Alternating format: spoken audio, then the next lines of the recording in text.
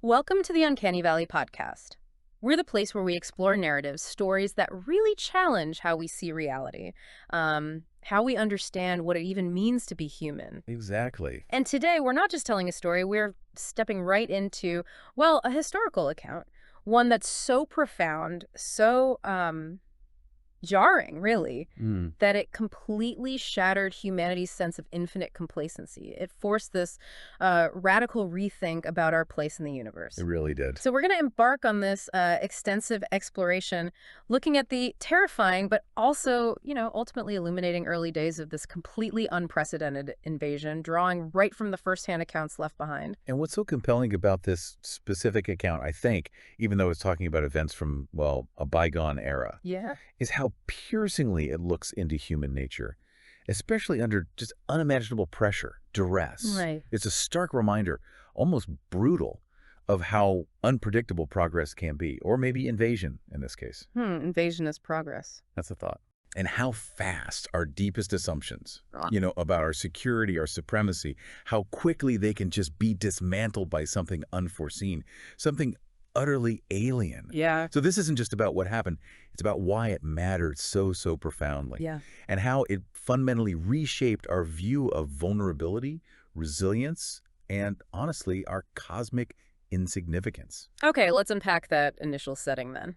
Imagine, if you can, late 19th century England. Right.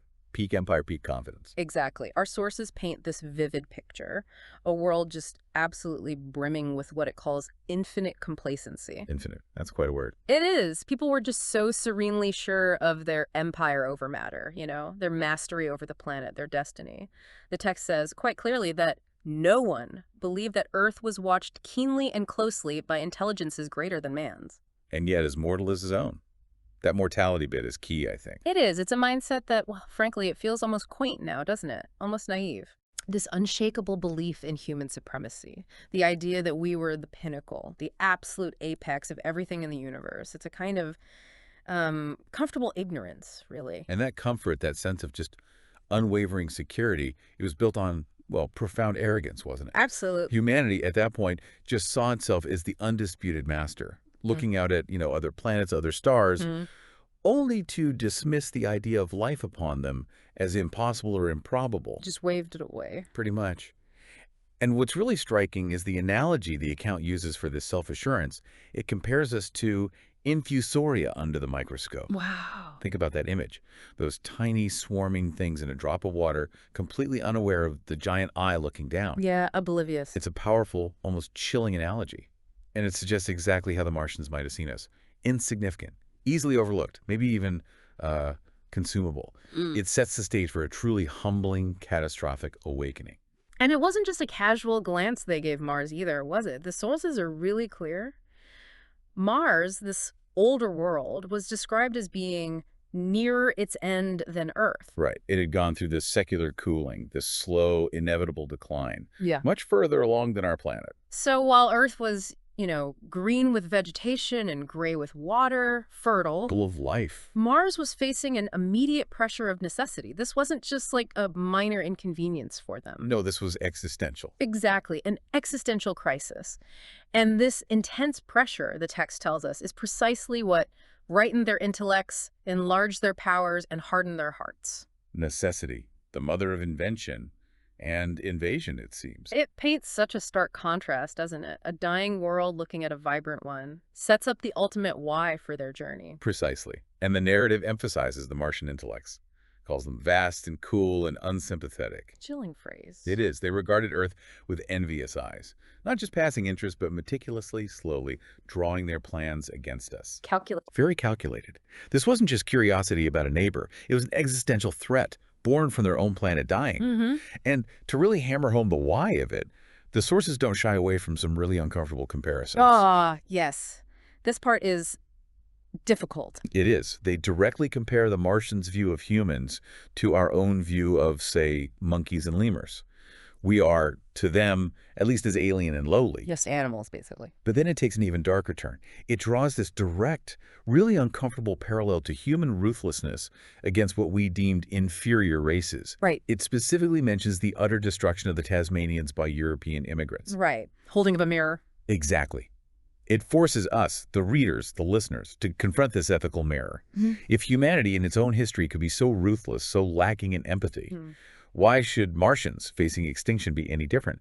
Their invasion, it implies, is just a larger scale, more technologically advanced, brutally efficient version of humanity's own conquests. That's sobering, and it leads us, unfortunately, right into those first signs, the prelude to the cataclysm. Yeah. And it starts small, doesn't it? Not with a bang, but almost a whisper, a great light in the sky. Back in 1894, the opposition. Right.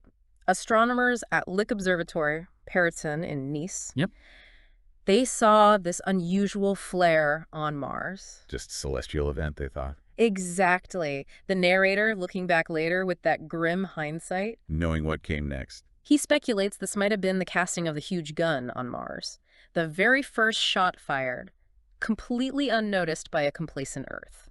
It's really quite remarkable how casually these huge events were first interpreted, just dismissed as, curiosities. Yeah. The sources are explicit. That flare was just the prelude, a ripple before the wave. When the actual first cylinder fell, years later, on that warm night, leaving that vivid, greenish streak across the sky. Yeah, you'd think that would get attention. You would. Yeah. But the attitude was still almost stubbornly dismissive. People like Ogilvy, the local astronomer. She saw it, right? He saw it. But initially, he just assumed it was an ordinary falling star, a meteorite. Just another rock from space. The sheer lack of concern, the refusal to even consider something truly new, is highlighted by the fact that no one seems to have troubled to look for the fallen mass that night. Nobody went out to check.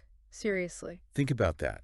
A potentially historic event, ignored because it didn't fit their comfortable little boxes. Wow. It just underscores that initial human blindness. The inability to grasp the scale of a threat right under their noses. It's almost comical, isn't it? Darkly comical, maybe. Yeah. Humanity's so sure of itself, couldn't even be bothered to check out a giant smoking crater in its own backyard. We were practically asking them in. Indeed. A very proper English welcome, perhaps. But that blindness, that willful ignorance, Yeah. it couldn't last. No. Very early the next morning, Ogilvy, who had actually seen the shooting star. Driven by curiosity. Or maybe a bit of unease. Commendable but ultimately terrifying curiosity, yeah. He went to find it. And he did. Near the sand pits on Horsell Common. And what he found was definitely not your average meteorite. No way. The impact made this enormous hole, flung sand and gravel into heaps visible a mile and a half away. Huge impact. And there, almost buried in the sand, was this huge cylinder caked over with a thick, scaly, dun-colored incrustation. The size. Yeah, the size. About 30 yards in diameter. That's like, what, 3 London buses end to end? Roughly, yeah. Huge. And its shape, perfectly symmetrical, not rounded like a meteor. It immediately set it apart. This wasn't natural. This was something else. And this is where Ogilvy, the keen observer, makes that critical, quick mental leap. Despite the heat coming off it. Yeah, despite the intense radiating heat, he realizes it's artificial hollow with an end that's screwed out. Wow. That's the moment. That's the moment. That realization this is manufactured instantly connects it back to that flash upon Mars he'd seen years before. Okay, so he knows it's alien.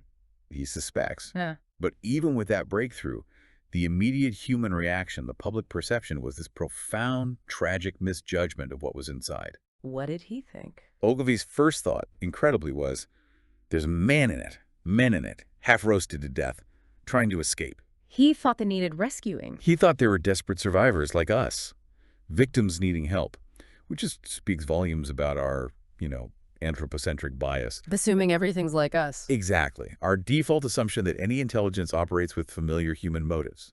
Yeah. Mercy, vulnerability. Yeah. And this initial misreading got amplified by the media.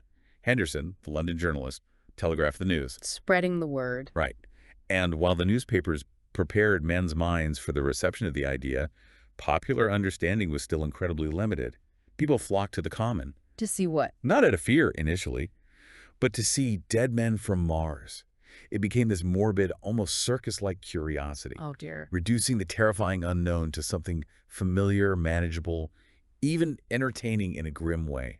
Filtering the incomprehensible through the lens of the everyday. That profound miscalculation, it was about to be shattered, wasn't it? Brutally. Yes, sir. The scene on Horsell Common just grew. More onlookers, officials showing up. Stent, the astronomer royal himself, was there. Big names. Ogilvy, Henderson, all trying to manage the situation, the growing crowd, and they could hear this faint stirring, this low rumble from inside the cylinder. Something happening. Workmen were brought in, tried to unscrew the top, but it was useless. It afforded no grip on that thick, scaly metal. So close. Yes, so far. It was a moment just thick with anticipation and utterly terrifying knowing what we know now. And this is the moment everything truly starts to unravel. As the anxious crowd watched, a slow, deliberate movement began. The top. The cylinder's top, yeah. Instead of unscrewing normally, it began rotating on its body, accompanied by this low, guttural, muffled grating sound. Then, amidst this rush of foul, hot air, the first Martian emerged. Oh, boy. And the sources describe it with chilling vividness. It's truly unlike anything human. This peculiar V-shaped mouth, the pointed upper lip, a striking absence of brow ridges. No forehead. Giving the face a flat, unsettling look. No chin. Instead, this writhing mass of what the narrator calls gorgon groups of tentacles around its mouth. The tentacles, okay. Their breathing was tumultuous, struggling in our atmosphere. And their movement was clearly heavy, painful, due to Earth's stronger gravity. So they looked weak, clumsy. Initially, yes, which fed into that false hope later. But this was the first true, terrifying revelation of the alien. Not the human-like survivors people expected, but something utterly, viscerally other. It instantly shattered any lingering ideas about shared humanity. And their response to this first contact, equally shocking, horrifically swift. A deputation was quickly formed, a desperate last-ditch attempt to show intelligence, signal peaceful intent. Waving the white flag. Ogilvy, Stent, Henderson, bravely part of this group, waving a white flag, trying to communicate across the void. But the response, brutal, swift, utterly silent. Happened. From the dark opening of the pit, there was a flash of light, and a quantity of luminous greenish smoke puffed out, followed almost instantly by flashes of actual flame. The heat ray. The heat ray. It was as if each man were suddenly and momentarily turned to fire, falling headlong and lay still. Oh my God. It wasn't a conventional weapon, described as an almost noiseless and blinding flash of light. Death leaping from man to man in that distant crowd. Invisible death. Its power was terrifyingly absolute. Indiscriminate. It caused pine trees to burst into fire, made lead run like water. An invisible, inevitable sort of heat, sweeping everything away, utterly annihilating. And the narrator. His own escape was pure, animal panic terror, left him weeping silently as a child in the dark. Understandable. And his immediate reasoning to his wife afterwards, it just highlights that human tendency to rationalize, to cling to false hope. What did he say? They are the most sluggish things I ever saw crawl. They may keep the pit and kill people who come near them, but they cannot get out of it. But the horror of them. He still thought they were trapped. He desperately clung to that false hope that their apparent gravitational difficulty would save humanity. Wow. Even after seeing the heat ray. Even then, and even the big newspapers, the Times, the Daily Telegraph, they overlooked these obvious modifying influences, like Earth's oxygen invigorating the Martians, and crucially, their mechanical intelligence. Their machines made muscles irrelevant. So they weren't sluggish at all, potentially. Not once they got their machines working. This initial human delusion, even facing such power, it's a recurring tragic theme. A powerful reminder of how easily we underestimate a truly alien threat. That delusion, that profound underestimation, it persisted, didn't it? Even into Friday night. Astonishingly, yes. It's one of the most extraordinary, almost darkly funny parts of the account. This dovetailing of the commonplace habits of our social order with the first beginnings of the events that would just topple everything. Business as usual. London, the heart of the empire. Even after Henderson's alarming telegram, the bizarre reports from the Common largely dismissed it all as a canard. A hoax. Fake news. Pretty much. Life, for the most part, just went on as though no planet Mars existed in the sky. Trains ran, people ate dinner, kids went to bed. Incredible. It's a stark, almost absurd image. Profound unawareness facing imminent catastrophe.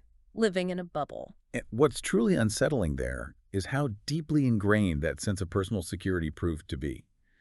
Even with these unsettling reports coming in, the sources say the great majority of people were inert, just unwilling or unable to process something so unthinkable. Denial. Collective denial, maybe. This initial indifference, this inability to grasp the sheer scale of the threat, it stands in chilling contrast to what was actually happening on Horsell Common. While London slept. Exactly. While humanity slept or worried about everyday things, the Martians were hammering and stirring, sleepless, indefatigable, at work upon the machines they were making ready, Gilding the tripod. preparing for conquest. Ceaselessly, relentlessly, while Earth remained comfortably, tragically blind. Makes you wonder, doesn't it? What blinds us today? What comfort zones stop us seeing the unprecedented? Good question. And then Saturday arrived. The fighting truly began. The military finally moves in. Yep. Hussars, Maxims, the Cardigan Regiment. But even then, this profound disconnect, this optimism bordering on, well, foolishness. Like the milkman. The milkman, on his rounds, casually remarking, "They aren't to be killed, if that can possibly be avoided. Like it's a police matter." Handled with care. And the narrator's neighbor, gardening, optimistically believing that the troops would be able to capture or to destroy the Martians during the day. Unbelievable optimism. The narrator himself, despite the horror he'd seen, got caught up in these schoolboy dreams of battle and heroism, still thinking the Martians seemed very helpless in that pit of theirs. It's amazing how the mind reverts to comforting narratives, isn't it? Even facing overwhelming evidence. It really is. But that initial confidence was, tragically, rooted in a complete lack of understanding of the enemy. They had no idea what they were facing. None. While the military might have been shelling the second cylinder, the true scale of the Martian tech advantage was just beyond comprehension. It took a direct, visceral encounter to shatter that illusion. The artilleryman, who the narrator meets later. Yes. He had a different perspective. A very different one. He gives this blunt, harrowing description of the fighting machines. Giants in armor, 100 feet high, 3 legs, and a body like aluminium with a mighty great head and a hood. Try processing that. Exactly. And the lieutenant's reaction when he hears it, what confounded nonsense. It perfectly captures the conceptual gap. They simply couldn't conceive of such a thing, let alone fight Not it. just technology, but imagination. It was a mismatch of imagination itself. Which brings us to the terrifying reality of those Martian fighting machines in action. The tripods. The narrator's first full sight. Horrifying. An image just seared into memory. A monstrous tripod, higher than many houses, striding over the young pine trees and smashing them aside. Unstoppable. He describes it as a walking engine of glittering metal, striding now across the heather, with these articulate ropes of steel dangling from it, and a brazen hood moving to and fro, with the inevitable suggestion of a head looking about. Almost alive. It's an image that instantly defines the invasion. Terrifying. Absolute unstoppable power. And it immediately raises that fascinating question, the one that baffled early observers. How did these massive machines move so fluidly, so powerfully, without wheels? Right. We rely on wheels for everything. And the source material gives this unique insight into alien engineering. It explicitly states the wheel is absent in Martian tech. So how did they do it? Instead, they used a complicated system of sliding parts moving over small but beautifully curved friction bearings, like super efficient joints. And even more remarkably, those giant legs were moved by what the text calls a sham musculature of the discs in an elastic sheath. Sham musculature, like artificial muscles. Exactly, which became polarized and drawn closely and powerfully together when traversed by a current of electricity. Think of it like biomechanics, a system mimicking organic muscle using electricity, creating this curious parallelism to animal motions, both efficient and deeply disturbing to humans. It shows a technological path utterly different from ours, a mastery of physics and biology far beyond us. Not just a different machine, but a different philosophy of engineering. Rooted in an alien physiology. And speaking of physiology, the Martians themselves, the unearthly creatures inside those machines, equally startling, horrifying. The narrator describes these huge round bodies, or rather heads about 4 feet in diameter, very large dark-colored eyes, a fleshy beak for a mouth. No recognizable face. Yeah, and 16 slender, almost whip-like tentacles, later called the hands by Professor House. Just completely alien biology. And when we get insights into their internal anatomy from later grim observations, the sources reveal it was almost equally simple, with the greater part of the structure, the brain. All brain, basically. Huge emphasis on the brain at the expense of other organs. There was a notable absence of a complex apparatus of digestion. No stomach. So how did they eat? This is the horrifying part. Their method was direct, pragmatic. They injected the fresh living blood of other creatures directly into their veins, often from Well, humans. drank blood, inject it. Directly into their veins. Oh, Imagine the horror of figuring that out. I can't. The physiological advantages were clear, though. No energy wasted on digestion, no complex organs needed. Efficient, brutally efficient. They had little or no sense of fatigue, could do 24 hours of work without rest, did not sleep, Never stopped. and perhaps most unsettling, absolutely without sex. They reproduced by budding, like a simple organism, Budding, like a plant. like a freshwater polyp, the text says. And the source even mentions this prophetic writer from the Pall Mall budget back in 1893. Who predicted this? Uncannily, yeah. He forecasts for man a final structure not unlike the actual Martian condition. Brains and hands dominating, the body withering away. A potential human future. Chilling. It suggests this grim, highly evolved path for intelligence, shedding what we consider fundamental: sensuality, leisure, sleep. Optimized for pure intellect and survival, devoid of what makes us. Us. A dark mirror indeed. Makes you wonder what we'd sacrifice for ultimate efficiency. Does. And if their appearance, movement, feeding weren't horrific enough, the narrator saw something else, something that shifted the horror from just extermination to something worse. What was that? He saw a Martian picking them up one by one, humans, and tossing them into this great metallic carrier which projected behind him, much as a workman's basket hangs over his shoulder. Collecting them like samples. Or resources. It wasn't just random destruction. This introduced the terrifying idea that their purpose for humans went beyond killing. They were being harvested, gathered. If we connect that to the bigger picture, the implication is utterly chilling. Yeah. They weren't just clearing opposition, they were systematically collecting something. Sustenance, resources, future use. We don't know. And that description, the mundane analogy, a workman's basket, highlights their cold pragmatism. Humans weren't enemies to fight, we were just a resource to exploit. Livestock. Pretty much. It strips humanity of dignity, status, reduces us. It's that moment you realize extinction might not be the worst fate. Assimilation, subjugation, could be far worse. And as if all that wasn't enough, they introduced another weapon, the black smoke. Ah, yes. Chemical warfare, essentially. The narrator details its use. This huge canister fired from a gun-like tube, releasing an enormous volume of heavy, inky vapor. And the effect. Absolute. The touch of that vapor, the inhaling of its pungent wisps, was death to all that breathes. Not an explosion, but suffocation.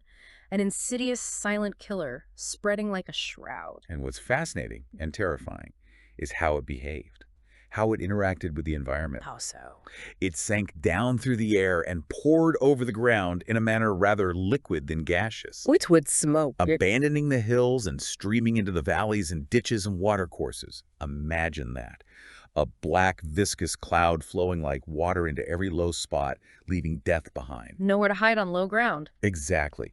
Which meant that even 50 feet up in the air, on roofs, upper stories, there was a chance of escaping its poison altogether, offering these specific, desperate survival strategies. High ground saves you. Maybe. The mention of its chemical action with water, creating a powdery scum and involving an unknown element, it points to a highly advanced targeted weapon, biological, chemical, something beyond us. Designed, not random. A designed instrument of precise, overwhelming demoralization and ultimately extermination, targeting the very act of breathing. The psychological impact is immense. And this combination, the heat ray, the tripods, the black smoke, it led to the inevitable, the Great Panic in London. The Exodus. What started as a stream of flight just exploded into a torrent. The chaos is palpable in the descriptions. People fighting savagely for standing room in the carriages. Trains overloaded. People trampled and crushed in the rush. Revolvers were fired. People stabbed in sheer desperation. Society breaking down. London, once the confident heart of the empire, described as stippled black with the streaming fugitives, each dot a human agony of terror and physical distress. Civilization just liquefying under pressure. And it illustrates the rapid, almost instant breakdown of everything. Police organization vanished. Gone. By midday, even the railway organizations collapsed, showing the swift liquefaction of the social body. Total collapse. And what's particularly chilling is the Martian strategy.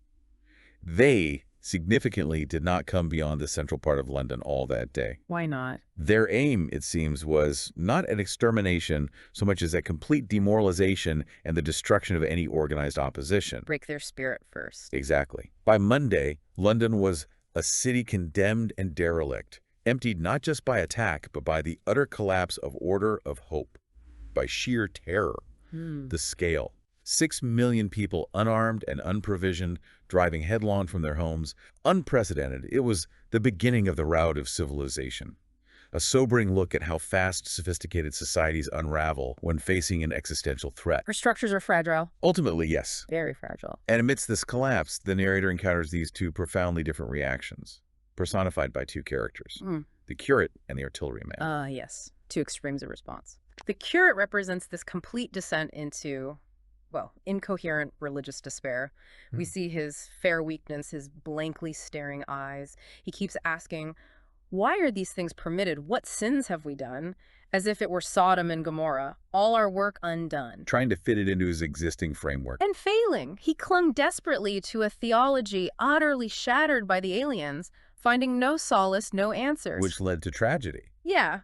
His eventual death, his noisy babbling, gave away their hiding place to a Martian tentacle, a grim end caused by his unraveling mind. In stark contrast, you have the artilleryman. Right.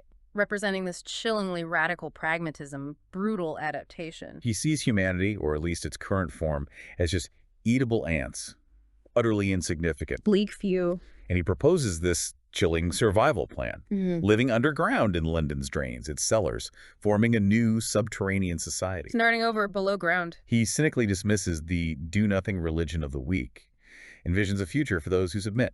Fattening food, careful breeding, no worries. Excoming Martian cattle. Essentially, yes. Stripped of sentimentality. Embracing a brutal, almost animalistic adaptation where humanity is livestock or scavengers. A chilling foresight of our potential fate under Martian rule. A harsh critique of complacency and traditional morals. It forces you to ask, how far would you go to survive? What would you shed? The narrator himself undergoes this profound shift from philosophical thought to desperate, primal survival, confronting the limits of abstract ideas when facing raw threat, witnessing the chilling possibilities of human adaptation or degradation. And as if the Martians weren't enough, the landscape itself started changing, morphing into something alien. The red weed. Right. This Martian vegetation started spreading with astonishing vigor and luxuriance. Taking over. The sources describe its vivid blood-red tint coating everything, choking the way in Thames rivers. The familiar English landscape became weird and lurid of another planet. The Thames Valley just lost in this red swamp. A biological invasion alongside the physical one. Turning Earth into something unrecognizable. But here's the crucial twist. A detail often overlooked in the chaos. This seemingly unstoppable red weed. It eventually succumbed. It died off. Why? Its demise was due to a cankering disease, due to the action of certain bacteria. Earth's bacteria. Exactly. This is a critical foreshadowing for the Martians' own fate, and a profound insight into the unseen battles that shape life. How so? The sources explain that Earth plants have acquired a resisting power against bacterial diseases over eons of evolution, co-evolution. But the red weed had no defense against Earth's native microbes. It was vulnerable. Completely. It rotted like a thing already dead, dissolving back into the soil, highlighting the ecological vulnerability of an invasive species facing a foreign biosphere, underscoring the intricate, silent, microscopic battles happening all the time, battles we take for granted. A reminder that the biggest threats or saviors can be the smallest. Precisely. And as the human world crumbled, as desperation peaked, there was one last desperate act of defiance. A moment of heroic, yet ultimately doomed, glory. The Thunder Child. The Thunder Child. The narrative recounts this naval battle with awe and tragedy, describes the ironclad very low in the water, this mighty warship steaming headlong towards 3 immense fighting machines, one ship against overwhelming alien power. Pure, defiant courage. And this raises an interesting point. Why did the Martians seem to hesitate, even briefly, facing this seemingly tiny human ship? Did they? The sources suggest their astonishment. Yeah. They perceive the ship as even such another as themselves, a machine, like them, a piece of powerful, organized tech that broke their understanding of human helplessness. They saw it as a peer, almost. For a moment, perhaps, Then the Thunderchild delivered its ramming attack, tearing through the water, and it crumpled a Martian tripod like a thing of cardboard. It got one. A fleeting moment of human tactical brilliance, a desperate, almost suicidal charge that achieved a momentary, shocking victory. But only momentary. Ultimately, yes. The destruction of the Thunderchild, though it took one Martian with it, underscores that human tech alone, no matter how brave, just wasn't enough. A spectacular but futile effort. It showed human courage, absolutely, but also the sheer imbalance of power. And after all that chaos, the terror, the flight, the narrator returns to London and finds this eerie, almost unbearable stillness of suspense, of expectation. The calm after the storm, or before something else. The once bustling city is silent, except for this unsettling howling from Regent's Park, this monotonous crying of "oola, oola, oola," hanging in the air, a final chilling lament from the Martians. The silence, after all the noise and destruction, is almost more unnerving, isn't it, what was happening? And this chilling stillness is swiftly followed by the ultimate aha moment. The profound revelation. Humanity's unseen, unwitting ally. The bacteria strike back. The narrator discovers the dead Martians on Primrose Hill. Not killed by bullets or bombs, but slain by the putrefactive and disease bacteria against which their systems were unprepared, slain as the red weed was being slain. After all man's devices had failed, after all our strategies and sacrifices weren't enough, salvation came by the humblest things that God, in his wisdom, has put upon this earth. The biological mechanism is starkly clear. Earth's bacteria, which humanity has immunity to, evolved over eons, were utterly alien and lethal to the Martians. They had no defense. There are no bacteria in Mars, the sources state, meaning the invaders arrived in a biome that was, unknowingly, their ultimate weapon, killed by the very air they breathed, the ground they walked on. A profound, almost poetic irony. It truly is. The relief.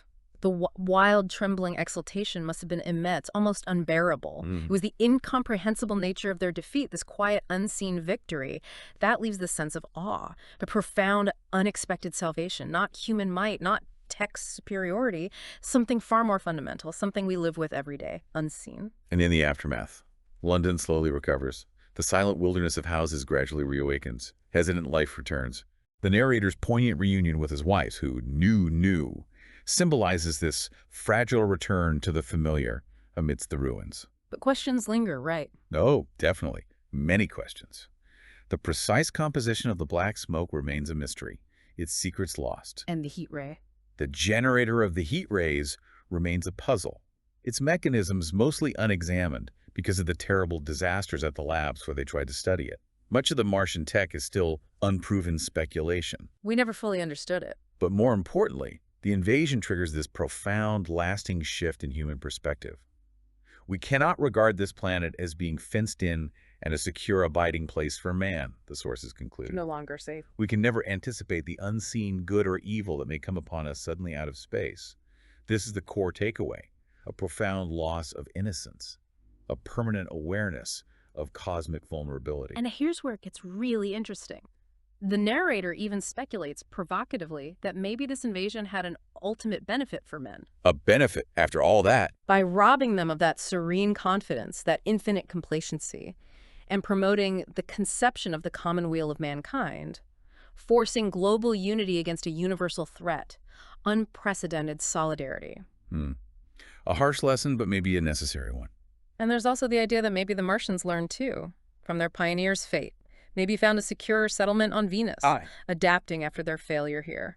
Conquerors learning brutal lessons. It's possible. Which raises an important question for us today, doesn't it? Is it possible that humanity's greatest triumph over this alien enemy wasn't through strength or cunning, but through the very fragility of life itself, through the unseen microscopic forces governing it? Something to think about. The sources leave us with a world forever changed, where the shooting stars will bring with them as they fall an unavoidable apprehension to all the sons of men. The fear remains. Even with London busy again, a mockery of life in a galvanized body as it tries to revive the narrator is haunted. Wakes cold and wretched in the darkness of the night, forever changed. The Uncanny Valley podcast compels us all to consider not just the grand, visible threats from above, but the silent, microscopic battles within us, around us, that ultimately define our survival. The world is different now, our place in it, profoundly altered. Thank you for joining us. Thank you for listening to the Uncanny Valley podcast. We hope this exploration has given you much to ponder.